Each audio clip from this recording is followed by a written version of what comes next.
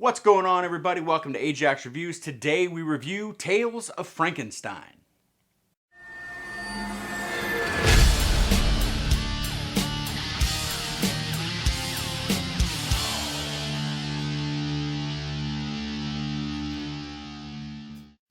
Directed by Donald F. Glut. Based on the 4 short stories in Donald F. Glut's book of the same name. So, this movie was recommended to me by a friend of mine, Joe Williamson, who also is a producer and produced the film Eternal Code, which I also reviewed. He asked me to review this quite a while ago. I just haven't gotten around to it because I was so backed up on different movies that I wanted to review. Well, I finally sat down and watched this movie, and, well, let's get to the review, find out what I thought of it.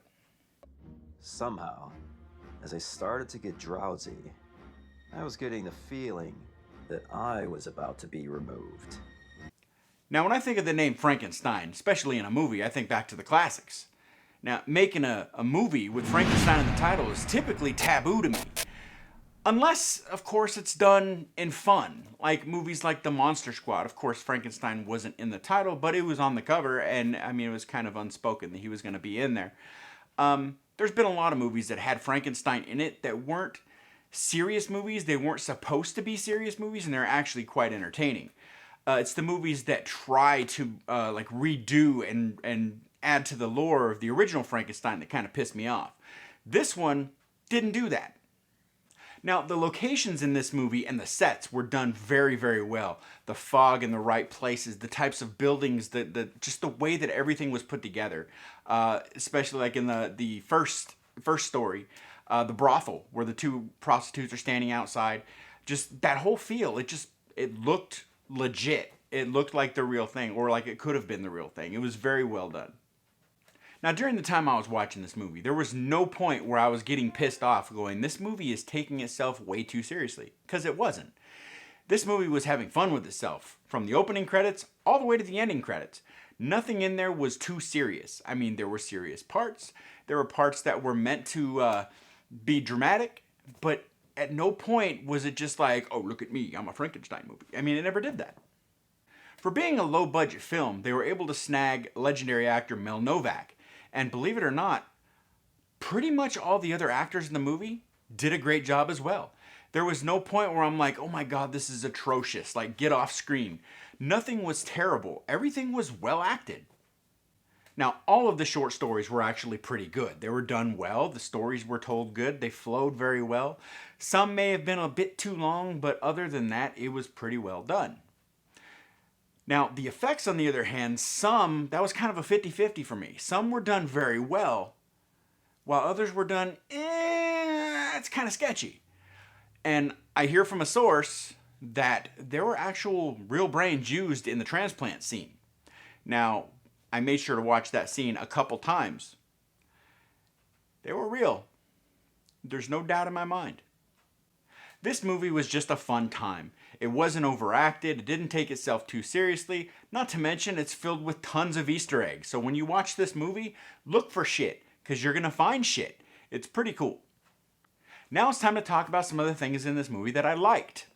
The cinematography. The cinematography was very, very well done. At no point did this look like a low-budget movie. It never felt like a low-budget movie. It looked like something that people would pay good money to go see. It was very well done, so props on that one. And one of the things that I mentioned before that I liked was the location, or the sets.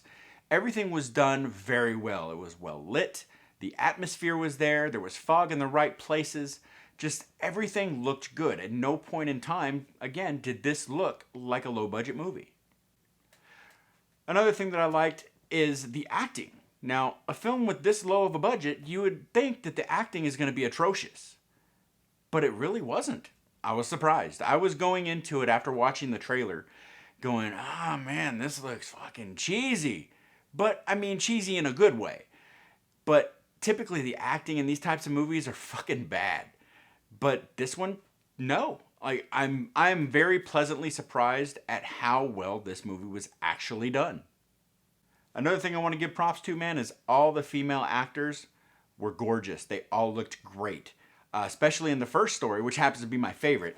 The blonde that was the one that had the transplant, man, super hot. Like, I was just like, damn, man, like she's gorgeous. Yeah. So, and then obviously, like I just said, the first story was my favorite story. All of the stories were good. That one just happened to be my favorite. That's the one that actually wrote me into the rest of the movie. So now it's time to talk about some of the things that I didn't like.